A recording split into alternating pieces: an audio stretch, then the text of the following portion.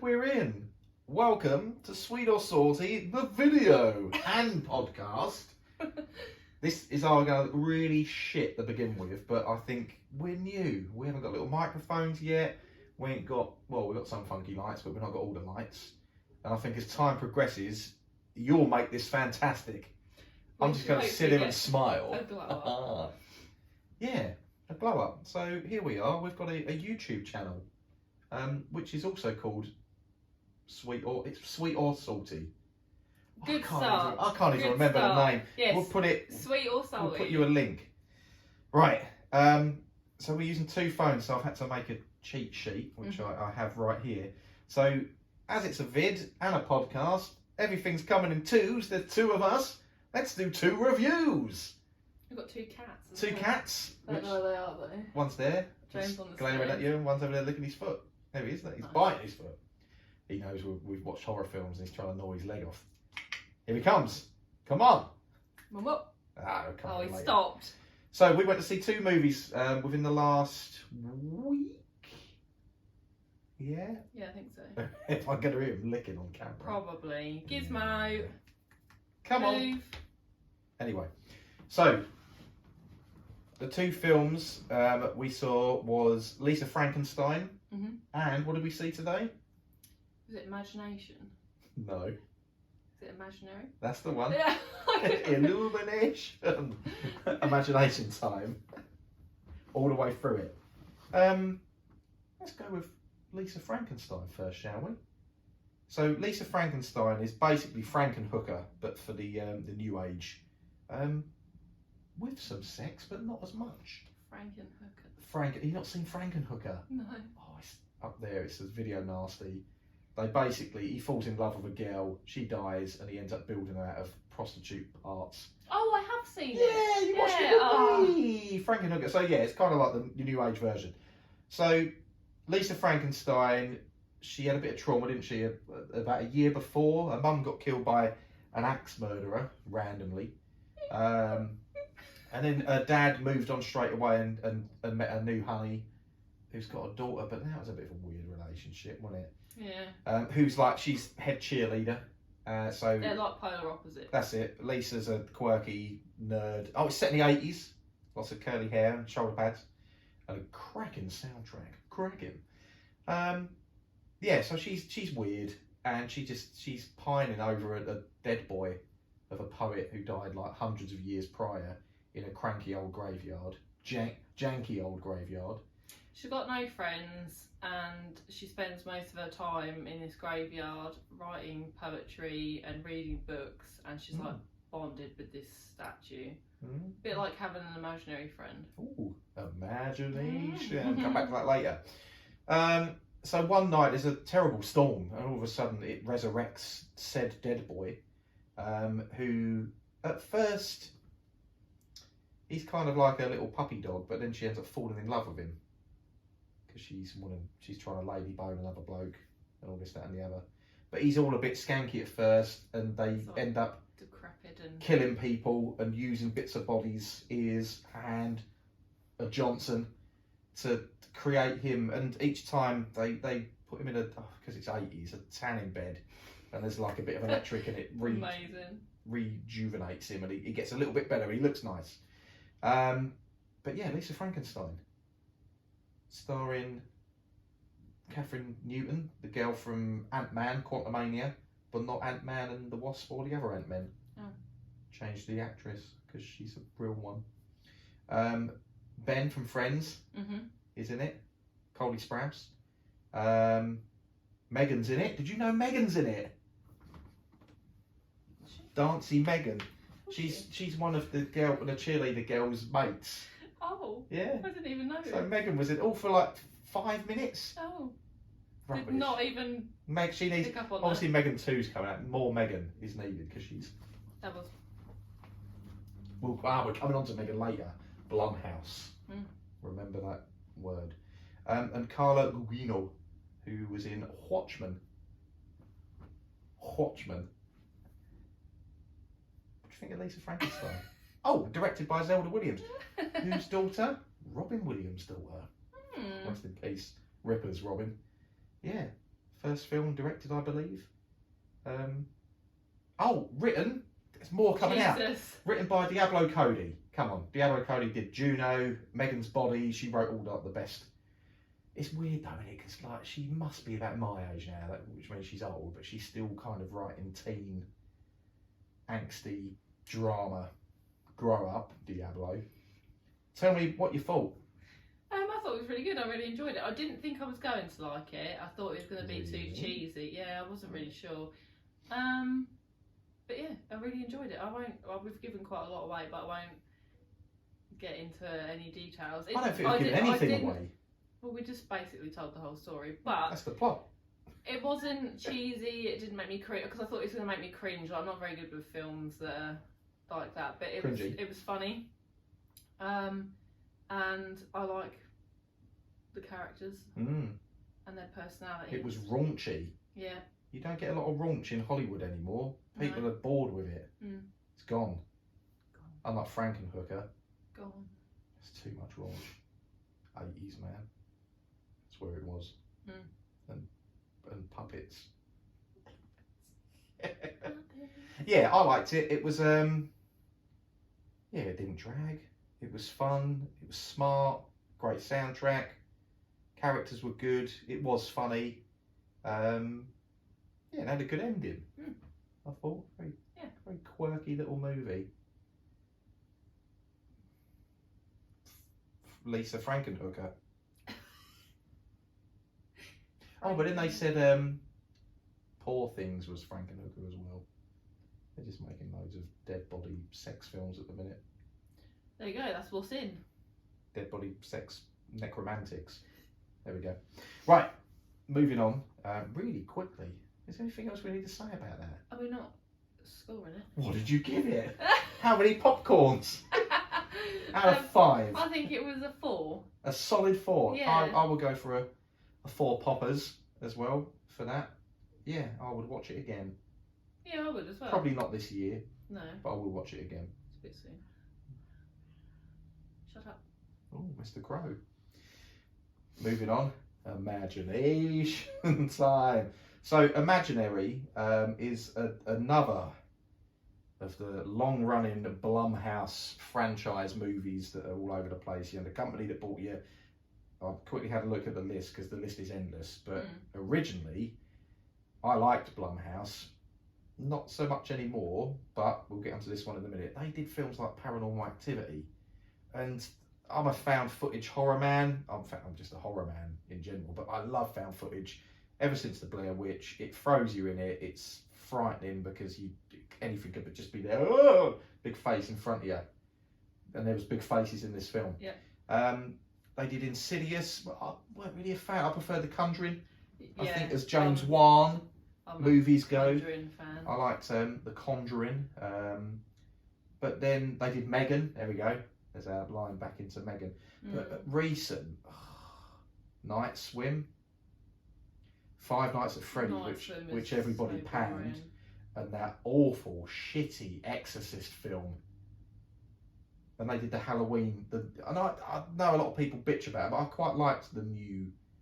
Well, I liked the first one. There was 3, weren't there? First one was good. Second one was all right. Third one, but yeah, Exorcist. It's terrible.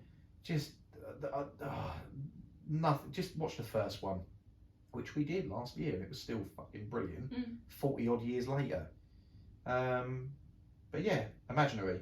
Cheat sheet time, because there weren't a lot of names in this. Directed by Jeff Wadlow. He's the guy that did Kick-Ass 2. We were talking about Nazis earlier, weren't we? So yeah, Kick-Ass 2. Oh. And the Wanda Wise was the main girl. And did you recognise him, her partner? No. It was Jesus from The Walking Dead. Oh, hey, when I was Jesus. watching it, I did that whole. He looks familiar. Yeah, I was all the way through it. I can't place him at all. All the way through, I was looking like, yeah. Who are you? And it's Jesus. That makes sense. Excuse me. Jesus was in it. Right, so Imagination time, Imaginary. It's right, let's try and figure out a plot. Couple, she's taken on the stepmom role. He's got 2 daughters. She writes kids' books about a scary spider, and they end up moving, weirdly, they end up moving back to her old house, which the last time she lived there was when she was 5. I don't get that. So they're obviously like, again, in their late 30s, isn't they, the couple? Definitely in their 30s. Her dad went into a hospice, and they moved back into her childhood home because, one, it's quite big, and she said that she remembered having happy memories there, and the kids had been through some trauma, so she wanted them to have a nicer environment to be in. But when did the dad go into the home?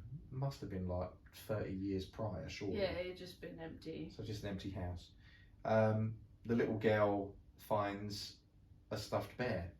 Chauncey! In the basement. Chauncey in the basement, the creepy basement. Don't go in basements. And she's saying she's got an imaginary friend, but yeah, and things unravel, and then there's a parallel dimension. What did you think? We've not even spoke about this yet. What did you think?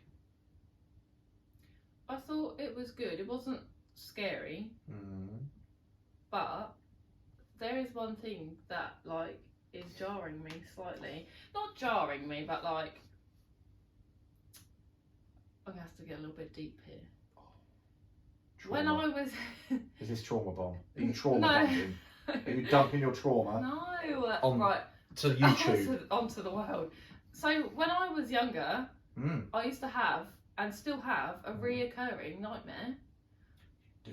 Yes, and I've had it for as long as I can. That's my reoccurring. As long as I can remember, I've had this dream, and it was always a corridor with lots of doors, a checkerboard tiled floor, and I would just keep going and going and going until I got to the end, and I just fell into nothingness, and I was falling, and I remember being in the dark. And you know, I don't know if everybody can see these. Do you know like what are called eye floaties? Do you ever like look out into the world and you can see little things? No. Okay, somebody out there's gonna know what I'm talking about. And I'd be in the darkness, and that would be what I could see, and then I would wake up.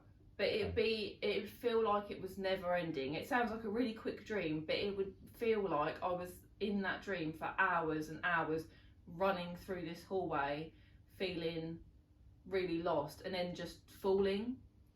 And when they went into the imaginary other dimension place, it was a labyrinth of hallways, David Bowie, with many doors and checkerboard floors, exactly like my dream. So my thing is,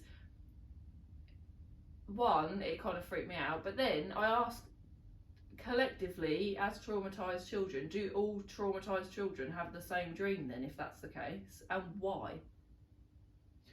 Ooh. Yeah, see, am I the only one? I wouldn't class myself as a traumatised child. No.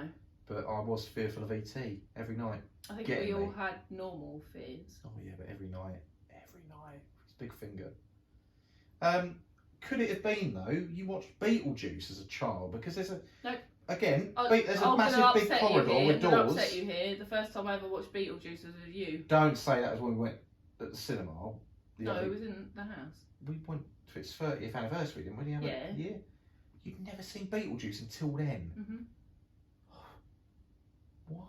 This is why you're a traumatised child, because you had all these great things taken away from you. Because I'm not the sort of person who likes to follow the crowd and everybody. I'm not saying Beetlejuice isn't good. I enjoyed it, but I don't bum it the way everybody else. I'm glad I was there when it came out. Every alternative person absolutely bums Beetlejuice, and like I say, it's a good film, but it's not in my top 20. Oh, it's in mine. It's okay, and that's fine. Because I love Keaton. But and he's nuts. It's just not. You want to get nuts? So I said it. You heard it here first. On the YouTube. Beetlejuice bashing. Good job we're not married, you divorced me. Get out! Divorce! Leave! Out! Scratchy cat. 1,000 Years Dungeon. Unacceptable! Exactly. Right, Imagination Zone. So for me, it was weird. It's one of those films, right? There's these films in this world where there's a game of two halves. The first half kind of keeps you guessing. Then when the reveal happens, it's either going to be pretty decent or pretty shocking. And there was an element where I was kind of right on the fence of this, and I'll tell you why. One of the greatest films that done this was The Cabin in the Woods, which you've seen. Okay. Spoiler alert for those that haven't. I mean, come on, it's like 20 odd years old now.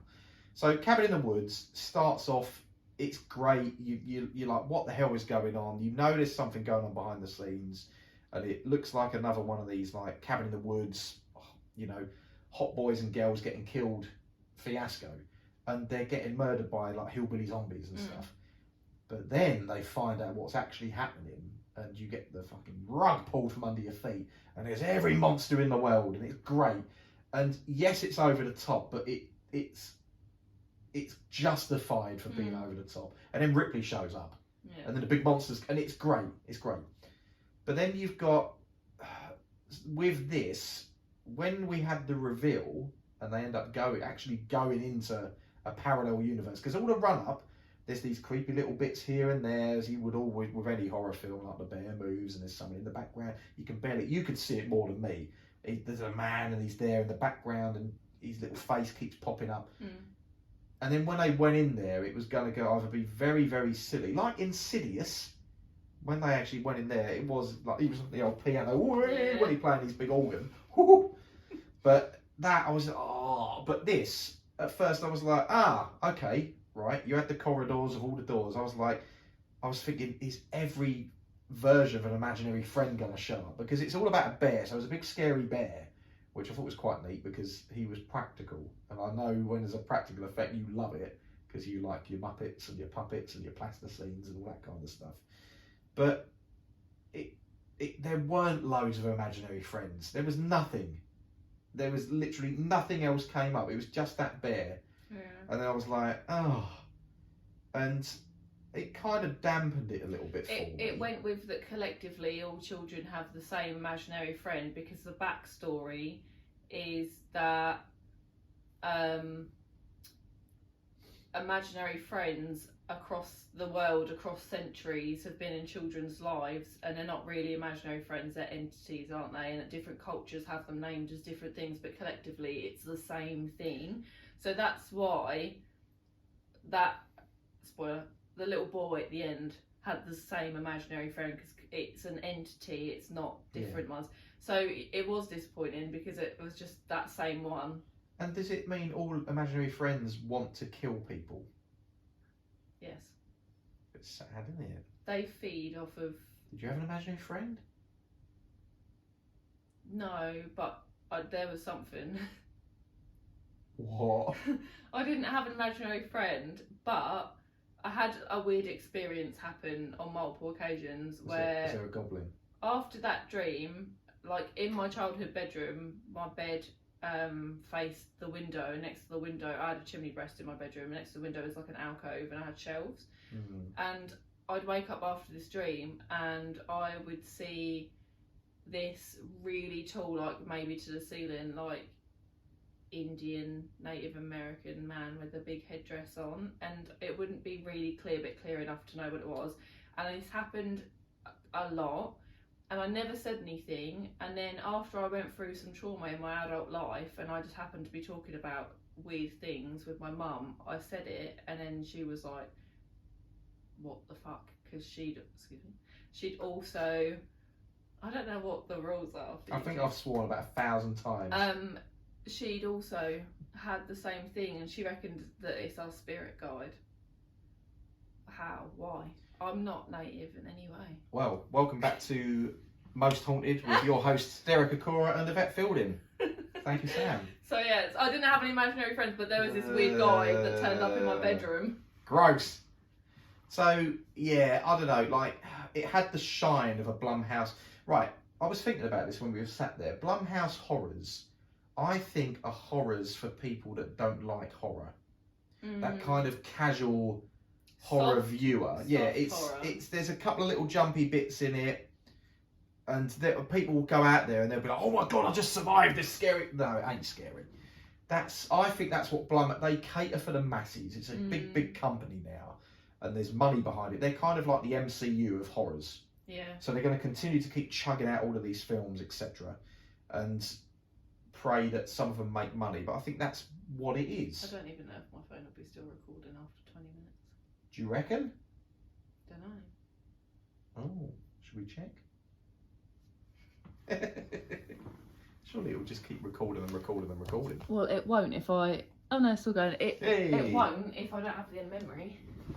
Oh. That's why I had to delete loads. Well done. First time ever, as we said, teething problems. Like, they showed some trailers, and again, some of them look great. So we've got Immaculate with Sydney Sweeney. She's everywhere in a minute, isn't she? That looks good. It's another devil nun movie. Late Night with a Devil. Just, I don't understand how Hollywood have allowed this to be put out there in cinemas. It's a Shudder original, and Shudder is a streaming service, but it looks bizarre, and it's kind of like an old take of a 70s grindhouse drive-in movie. Yeah. But it's come, and it looks mental, and it's gonna be at the cinema. It ain't gonna make any money, but it is gonna be phenomenal. Okay. And then what else did they show? There was the new Omen. Oh yeah. First time I saw the trailer for that, it looked quite good. Looked a bit bizarre. And then we've got, and then they showed the prequel to The Strangers. Oh yeah. It's about the masked peoples. Woo. Oh, Jane. Off she goes. So yeah, I don't know. You know what? I liked the actors in it. I thought for once they could actually act, and it was quite nice to watch them. Yeah. Like we saw like Bag. I don't know, she's having her breakfast. She's crunching on biscuits though. Yeah, she's fine. It's just part of the ambiance. We watched Baghead. Terrible acting. What's that other crappy film? Night Swim. Oh, even with Wyatt Russell. Christ, none of them could act. None of them. But in this, I thought they were all good. Even the little girl. Like, she did really good, I think. Kids in films, like some of them could be terrible, but she was alright. She was entertaining. Don't you knock that tripod down. Hey. Come on. Come over here. That's a good girl. Why don't you come sit up here with us? Off she goes. Yeah, I thought they were good. The main woman was good. The old grandma was good. The angsty teen girl was good. Yeah, I think it was above average. Yeah. So I'm going to give it a 3.5. I was just going to say, I think a 3.5 is suitable. I don't think it was quite a 4. No. I think when you look at scores as well, look, if you 3's in the middle, 3 is average. If you walked out and gone, yeah, it was alright. It's slightly above 3 and a bit. Yeah. 3.5 poppers. Good job. Well, thank you for joining us. This will be one of one. Probably won't do any more. Nah, jokes. We're going to do loads. Well, trial and error. We'll see. Yeah, we'll see how it comes out. We've got other films coming up this week. We're finally going to go see Dune 2. Yeah. We've got Fight Club 25th anniversary. 25 years. Old bitch. That's me. Old biddy. And then we've got, I'm talking to Sydney Sweeney's Immaculate. Not the Madonna collection, but the new Sydney Sweeney film. Oh, no, Madonna was burning crosses in Like a Prayer. Let's not talk about that. Anyway, thanks for joining us. Yeah. Goodbye. We love a film. Goodbye.